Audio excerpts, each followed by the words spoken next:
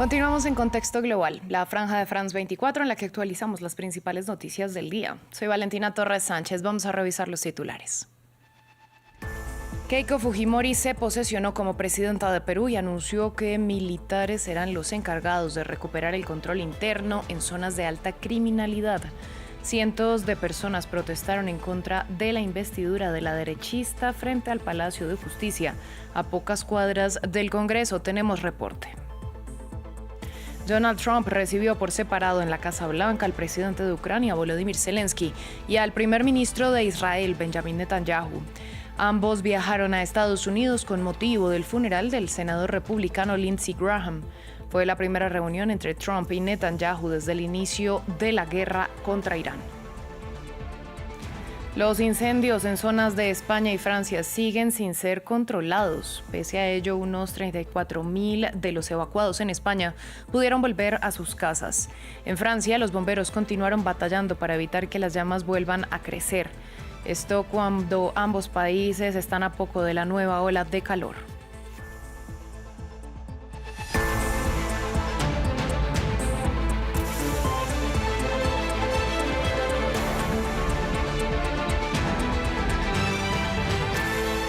Comenzamos en Perú. Keiko Fujimori tomó posesión como mandataria de la nación andina. En su primer discurso como jefa de Estado, la política conservadora anunció un aumento del 15% en el salario mínimo y el liderazgo de las Fuerzas Armadas en las operaciones para combatir el crimen organizado.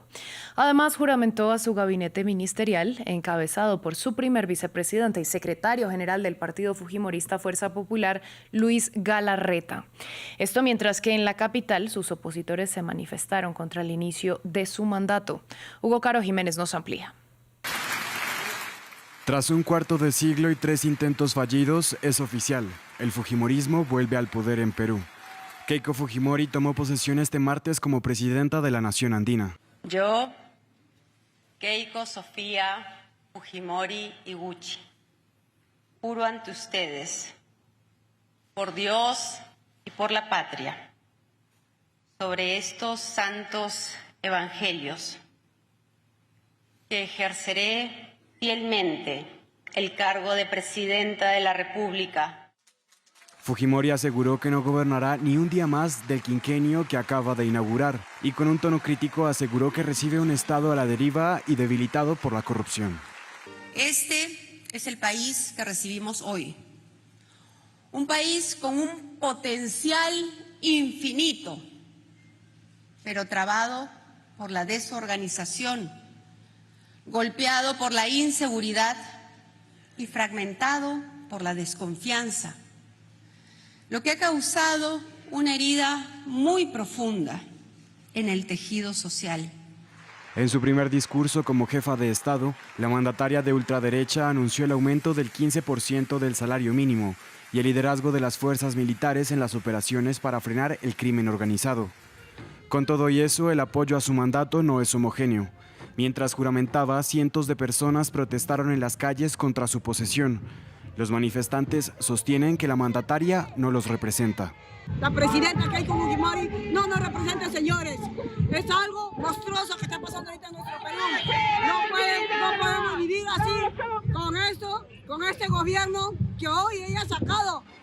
Fujimori, la novena persona en llegar al poder peruano en la última década, carga consigo un apellido que divide a los peruanos. Su padre, Alberto Fujimori, fue condenado por violaciones de derechos humanos y corrupción durante su mandato a inicios de siglo. Justamente para ampliar sobre los actos de este martes, conectamos en Lima con Francisco Zacarías, corresponsal de France 24. Francisco, buenas noches. Lo mencionábamos anteriormente, Keiko Fujimori juramentó a su gabinete. ¿Quiénes son las figuras más prominentes? Buenas noches. Keiko Fujimori ha nombrado a Luis Galarreta como primer ministro de su primer gabinete de gobierno, de este gobierno 2026-2031. Luis Galarreta es uno de sus principales hombres de confianza. Es por eso que también es segundo vicepresidente en la plancha presidencial. Luis Galarreta tiene más de 15 años de experiencia como congresista. Esto le va a dar una fuerte mano de confianza, tender puentes de confianza para establecer diálogos con los sindicatos, los gremios empresariales y sobre todo con este nuevo parlamento bicameral, cuya Cámara de Diputados está liderada por la oposición. Precisamente Luis Galarreta va a tener que trabajar para que las iniciativas de gobierno no queden solamente en iniciativas y tengan el respaldo y la aprobación de la Cámara de Diputados. Por otro lado, el nombramiento de Elmer Cubas como ministro de Economía ha generado simpatía y optimismo en los agentes económicos. Elmer Cubas va a tener el desafío de garantizar que se cumpla el programa macroeconómico que le ha brindado al Perú el crecimiento y el fortalecimiento a su moneda, el sol. Y no solamente eso, sino también va a tener que atender la emergencia del fenómeno del Niño, que diversos especialistas han advertido que va a ser fuerte en este país y que va a tener efectos negativos, sobre todo en sectores como la pesquería y la agricultura. Un trabajo que van a ir de la mano Luis Galarreta con Elmer Cubas para frenar el gasto público que se ha mantenido en alza y que diversos expertos han señalado que un gasto excesivo público sin sustento es perjudicial para la economía y sobre todo cuando se viene la emergencia sobre el fenómeno del Niño, son cosas que se deben corregir. Francisco, pero entre los nuevos ministros hay personas envueltas en casos polémicos. Ampliemos sobre ellos.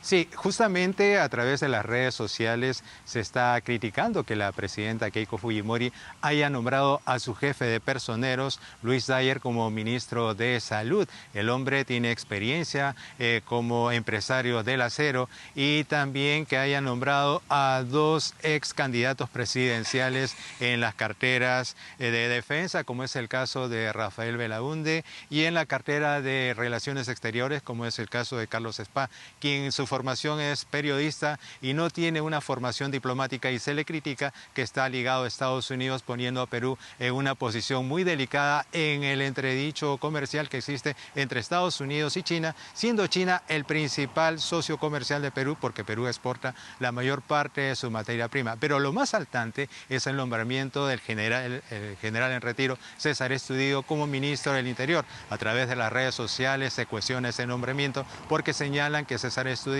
ha sido investigado por la Fiscalía por un presunto tráfico de combustible en el cual se habrían robado presuntamente 500.000 galones de combustible del ejército peruano. Es esto lo que se ha venido pidiendo desde la campaña electoral, que Keiko Fujimori se aleje del pasado fujimorista, el pasado de su apellido, un gobierno de su padre que ha sido cuestionado por actos de corrupción y violación a los derechos humanos, que fue condenado por la justicia de este país. Entonces, las autoridades de este país van a tener, sobre todo los sectores de Contraloría y de investigación anticorrupción, los ojos muy puestos en esta nueva gestión que se inicia.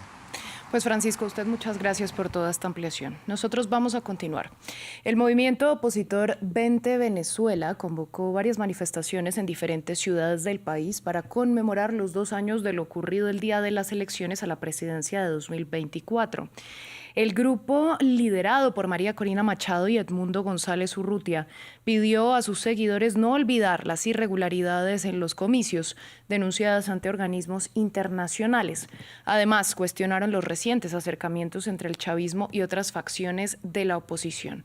De otra parte, también hubo marchas chavistas y los simpatizantes del gobierno encargado dijeron que Delcy Rodríguez está negociando con una pistola en la sien. Diego Bassani nos amplía.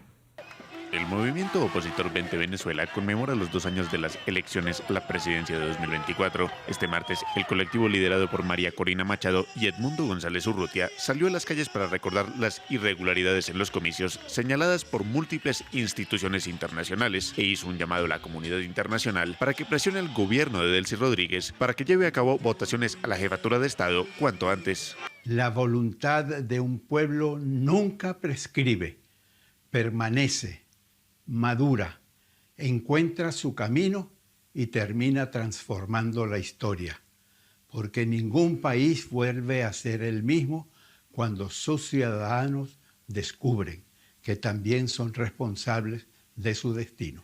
A su vez, dirigentes de 20 Venezuela dudaron del fin de las reuniones entre el chavismo y otros sectores de oposición. Para el 1 de agosto está programado un diálogo liderado por el oficialista presidente de la Asamblea, Jorge Rodríguez, con una agrupación de exparlamentarios liderados por Dinora Figuera. No va a ser el 18º diálogo frustrado y frustrante. No. La gente va a estar vigilante de las cosas que hagan. Que no se equivoquen, que aquellas personas que están asentados en esa mesa entiendan la tragedia que vive el pueblo venezolano, que quiere superar ese 84% de pobreza. Las conversaciones entre el gobierno y la oposición son promovidas por la administración de Donald Trump. El secretario de Estado, Marco Rubio, declaró la semana pasada que espera que las charlas sean el preámbulo de un proceso de transición democrática. Vamos hasta El Salvador porque el Congreso aprobó la renovación número 53 del estado de excepción en el país. La medida está vigente desde marzo de 2022 y el gobierno la argumenta como una clave para combatir a las pandillas. El estado de excepción suspende garantías constitucionales como el derecho a la defensa o la inviolabilidad de las comunicaciones. Mientras ha estado activo, casi 92.500 personas han sido detenidas por la administración de Nayib Bukele por pertenecer o colaborar con pandillas. Un número altamente cuestionado por defensores de derechos humanos que aseguran que en muchos casos los encarcelados son inocentes y no se respeta el debido proceso. En otros temas, Donald Trump recibió este martes en Washington al presidente de Ucrania y al primer ministro de Israel en reuniones separadas. Los encuentros se dieron en la antesala a los funerales del fallecido senador Lindsey Graham, quien fue uno de los mayores aliados de Israel ante el Congreso de Estados Unidos. Los detalles en el siguiente informe del María Angulo. Benjamin Netanyahu y Donald Trump volvieron a reunirse. El primer ministro israelí viajó a la capital estadounidense. Lo hizo para asistir al homenaje póstumo en honor al senador Lindsey Graham, uno de los mayores aliados de Israel en el Congreso. Al margen de la ceremonia, ambos líderes sostuvieron un encuentro. Hablaron de Gaza, de los rehenes y del desafío que representa Irán. Netanyahu reiteró su prioridad, garantizar la seguridad de Israel. Acabo de concluir una excelente reunión con el presidente Trump. Y cuando digo excelente no me refiero a meras palabras. Fue una conversación de plena colaboración, apoyo mutuo y comprensión del objetivo común. Garantizar que Irán no posea armas nucleares, además de otros objetivos. Esta ha sido una de las mejores conversaciones que he tenido con el presidente de los Estados Unidos, nuestro amigo el presidente Donald Trump. Trump respondió con un mensaje de respaldo y reafirmó la alianza entre ambos países. Este encuentro llega en un momento clave, con la presión internacional en aumento y con las negociaciones por un alto el fuego aún sin resultados. Lindsey Graham creía en una América fuerte, quería una América fuerte, tenía una fe inquebrantable en la rectitud del poder y la oración estadounidense, y era extremadamente belicista. Les diré, nunca vio una guerra que no le gustara.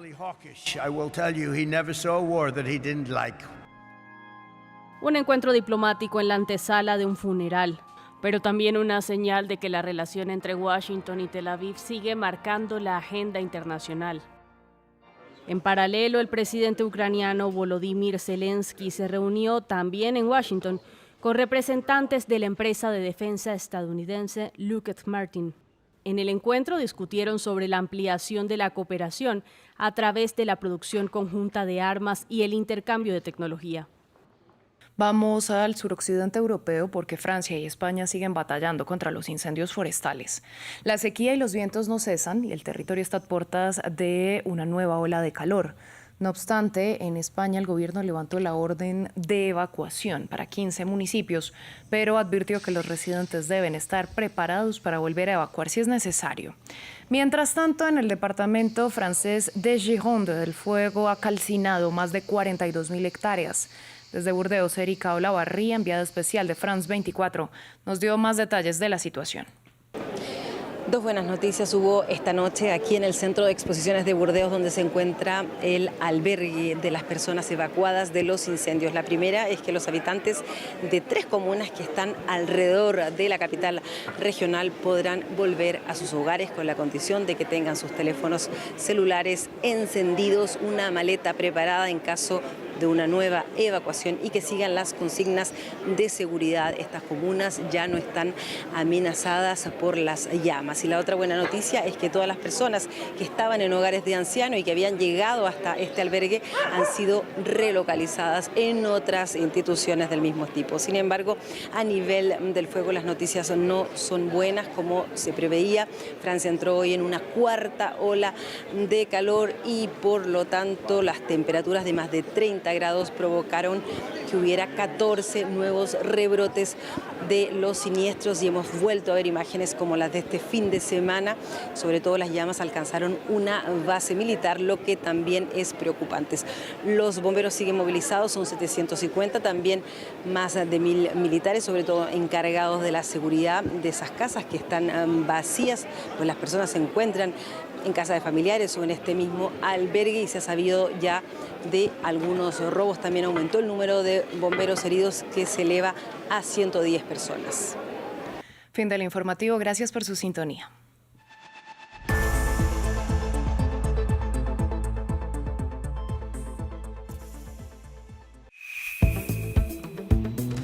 En un instante, economía.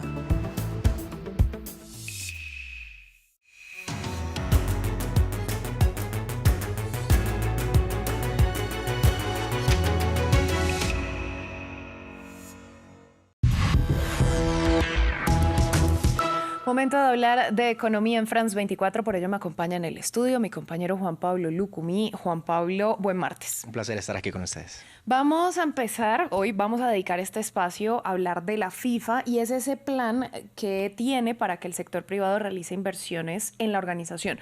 ¿Cómo se gestionaría este dinero? Vamos a revisarlo, Valentina, porque la presentación de este proyecto por parte de la FIFA se basa en crear justamente un escenario en el que la empresa se encargue de gestionar las actividades comerciales de la organización, así como la gestión de eventos como el Mundial y otros torneos. En resumen, con este plan la FIFA estaría vendiendo una participación en la operación comercial de la Copa del Mundo y sus demás competiciones mediante la creación de una filial semiprivada, la que pondría por nombre FIFA Forward Enterprise, o también conocida como FFE, con la que espera recaudar 4.200 millones de dólares a finales de este año mediante una selección que llamaron como cuidadosa de inversores a largo plazo que adquirirán participaciones minoritarias no controladas. La FIFA explicó cómo se usaría este dinero de sus inversores. Como piedra angular de este proyecto se llevaría a cabo una reconfiguración del programa Forward de la FIFA, el programa de desarrollo de la FIFA por excelencia, que busca incrementar la financiación por federación miembro de 8 millones de dólares a 20 millones de dólares para el ciclo 2027-2030 y aumentarla de manera sostenida ciclo tras ciclo. Dicha financiación se destinaría a las infraestructuras, la formación de entrenadores, las selecciones nacionales, las competiciones, el fútbol base y el fútbol femenino. Bien, vamos a profundizar porque la FIFA dio más detalles de cómo se desarrollaría este proyecto semiprivado que vende una participación de lo que recaude la empresa en eventos como la Copa Mundial, en una respuesta rápida de una noticia breve de los periódicos The Times y The Financial Times, basada en filtraciones de este plan interno del que Gianni Infantino, el presidente, pues también hace parte. El organismo rector del fútbol dijo que proyecta tener una recaudación de hasta 4.200 millones de dólares para finales de año, con todo lo que inyecten los inversores, teniendo en cuenta que esta filial, conocida como FFE, estaría valorada en unos 20.000 millones de dólares. Se espera que con el dinero, las 211 federaciones miembro de la FIFA en todo el mundo se vean beneficiadas con esta inyección de dinero adicional, con montos que en promedio podrían estar en 20 millones de dólares para cada una. Esta sería parte de la distribución que tendrían. Juan Pablo, llama la atención este plan de financiación de la FIFA y entonces surge la duda de cuáles son sus principales fuentes de ingreso. No es de privados, entonces, ¿cómo se maneja? Veámoslo porque según los datos oficiales de este organismo, reciben dinero principalmente por los derechos de transmisión de los partidos de fútbol que pagan las grandes cadenas de televisión y también plataformas de streaming. Los patrocinios de las multinacionales para asociar sus marcas a la FIFA también es otra fuente de ingresos, así como los derechos por el uso de la marca de videojuegos juegos, logos o cualquier otro producto. La venta de las entradas para partidos y otros servicios digitales también hacen parte de lo que le ingresa a la FIFA. Ahora, viendo esto en otra proporción, de donde más recibe dinero la FIFA es de los derechos de emisión de sus partidos. Según el ciclo financiero de la FIFA entre 2019 y 2022, que terminó justamente con el Mundial de Qatar de ese mismo año, el 56% de todos sus ingresos vinieron de este rubro, de la televisión. Luego el 29% provino de patrocinios, marketing y licencias, y el resto correspondió principalmente a entradas, hospitalidad y otras actividades, aunque fue también en menor medida, hay que decirlo, como vemos en pantalla, un 15% únicamente. Bueno, todo este plan de privatización de la Copa del Mundo pues ha sido polémico, sobre todo por la cercanía del presidente de la FIFA con Donald Trump. Así es, que justamente eso ha sido ampliamente criticado por las personas, los medios, pero también los aficionados. Según The Times, el presidente de la FIFA, Gianni Infantino, que tiene 56 años, se beneficiaría del plan al convertirse en comisionado de la FFE tras la finalización de su mandato, prevista para 2031, aunque la FIFA negó que se hubiera hablado de este tema. El artículo también indicaba que se habían iniciado conversaciones con asesores financieros y posibles inversores, en los que se encontraban Thrive Capital, una empresa de inversión fundada y dirigida por Joshua Kushner, hermano de Jared Kushner, quien es el yerno del presidente estadounidense Donald Trump, así como una filial de JP Morgan Chase, el banco estadounidense que intentó financiar la fallida Superliga Europea. Este Blatter, el predecesor de Infantino, rechazó este suceso y dijo en redes sociales lo siguiente, cito: la estrecha relación entre el presidente de la FIFA y el presidente de Estados Unidos ha alcanzado una dimensión financiera que perjudica profundamente al fútbol. Nadie tiene derecho a vender nuestro deporte. La UEFA, también otro organismo rector más bien del fútbol europeo, que ha criticado duramente a Infantino, respondió de la siguiente manera, cito: el alma y la gobernanza del fútbol no son activos que se puedan negociar, especialmente sin ninguna transparencia sobre quién se beneficia económicamente. Ninguno de nosotros es dueño del fútbol. No le corresponde a la FIFA venderlo. Hay que decir que todavía esta propuesta no está aprobada, porque este plan aún tendría que recibir el visto bueno del Consejo de la FIFA, compuesto por 38 miembros, por la mayoría también de las federaciones miembro. La FIFA anunció que presentará el plan al Consejo próximamente, pero evidentemente es un tema que seguro tendrá mucho de qué hablar, porque pues es todo un plan en el cual, como veíamos, tiene algunos vistos de la mano de Donald Trump también en este proyecto de financiación. Por supuesto, vamos a estar muy pendientes de cómo se desarrolla todo. Juan Pablo, muchas gracias por toda esta ampliación. Ha sido un placer hablar con ustedes. A ustedes, muchas gracias por su sintonía. Quédense que hay más en France 24.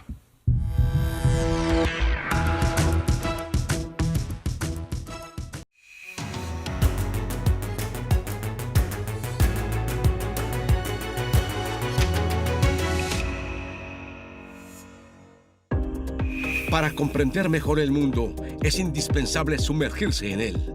De Buenos Aires a Beirut, pasando por Kinshasa, Kiev o Washington, los corresponsales de France 24 están en todas partes. 200 corresponsales que viven cerca de usted.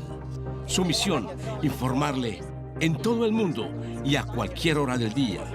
Información objetiva, seria, fiable e independiente.